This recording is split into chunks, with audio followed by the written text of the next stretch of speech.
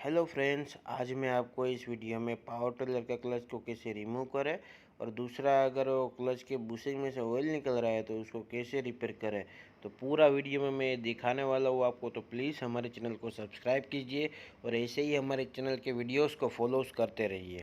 तो अभी हमारा प्रॉब्लम ये है कि यहाँ से ऑयल निकल रहा है, मतलब जब ट्रैक्टर घूम रहा है तो यहाँ से ऑयल निकल रहा है। तो उसके लिए सबसे पहले हमें ये क्लच कवर को निकालना पड़ेगा। तो दोस्तों, हम ये क्लच कवर को भी निकाल रहे हैं। तो जैसे ये भी ये क्लच कवर निकल जाएगा तो उसके बाद में 3 बेल्ट है, वो तीनों बेल्टों को निकालना रहेगा।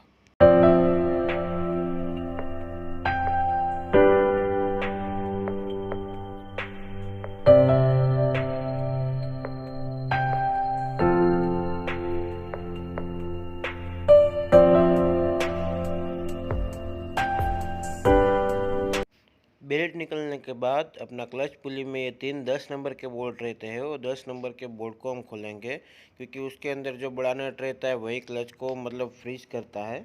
तो सबसे पहले तो हम ये तीनों नट को खोलेंगे।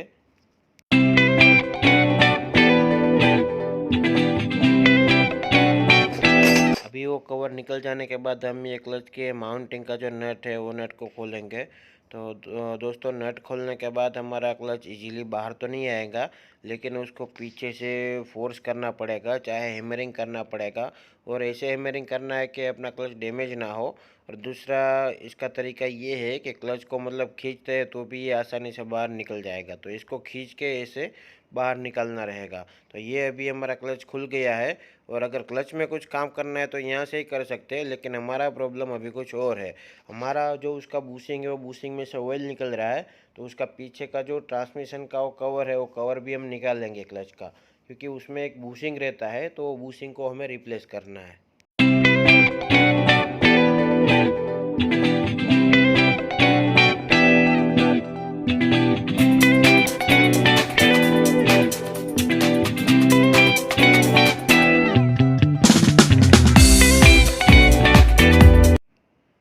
तो अभी हम उसके जो माउंटिंग जो 3 बोल्ट है 10 नंबर के, वो बोल्ट को खोलेंगे। तो जैसे ही वो खोलेंगे तो हमारा कवर बाहर निकल जाएगा।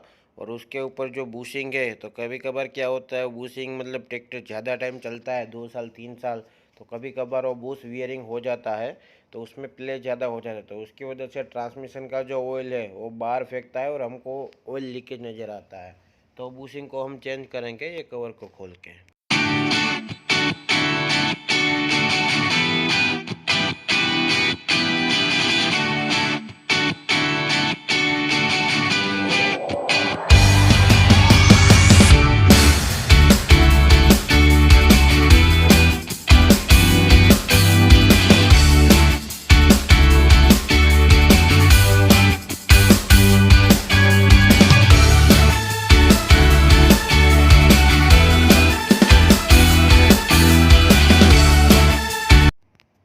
अभी हमारा ये कवर बाहर निकल रहा है, मतलब थोड़ा मूवमेंट हो गया है। तो कवर को ऐसे बाहर निकलने के गास्केट डैमेज ना हो। तो फ्रेंड्स, अभी आप देख सकते हो कि जो आपको गोल बूशिंग दिख रहा है बीच में, तो वो वियर आउट हो गया है हमारा, उसकी वजह से ऑयल बाहर निकल रहा है। तो ये बूशिंग को हमें चेंज करना है। तो ये बूशिंग उल्टा निकलेगा, अंदर की तरफ निकलेगा, तो ये बूशिंग को बाहर निकलना है हैमरिंग करके। तो फ्रेंड्स, ध्यान रखिए कि अपना कवर डैमेज ना हो। तो ये बूशिंग को हमें बाहर निकालना है, तो ये बूशिंग को हम बाहर निकालेंगे पूरा।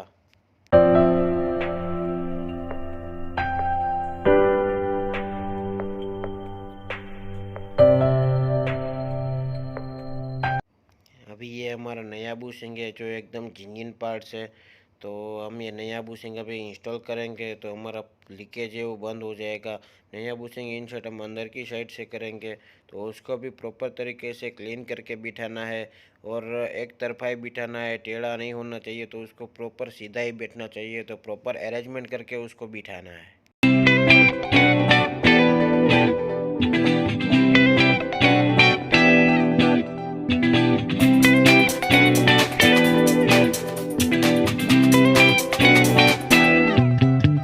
बूशिंग लग जाने के बाद अभी हम उसको पूरा रीअसेंबली करेंगे। तो अभी ये जो अपना कवर है, वो कवर को ऐसे ही बिठा देना है जो अपनी पहले बैक पोजीशन में था। और थोड़ा सा बिठाने के बाद हम इसके बोल्ट को माउंटिंग करेंगे तो ऑटोमेटिक अपने आप ये खींच लेगा।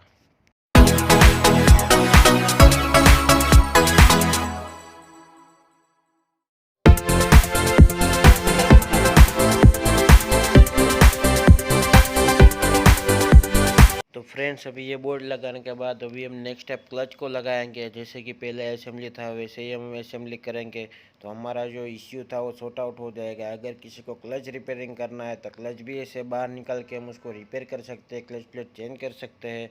तो आज के वीडियो में बस इतना ही था। अभी मोर वीडियोस देखने के लिए हमारे चैनल को सब्सक्राइब कीजिए और ऐसे ही सपोर्ट करते रहिए। हम ऐसे ही बहुत सारे रिपेयरिंग मतलब सर्विस के वीडियो बहुत सारे इस ग्रुप में डालने वाले हैं। तो दोस्तों प्लीज़ सब्सक्राइब कीजिए हमारे चैनल को और शेयर कीजिए। थैंक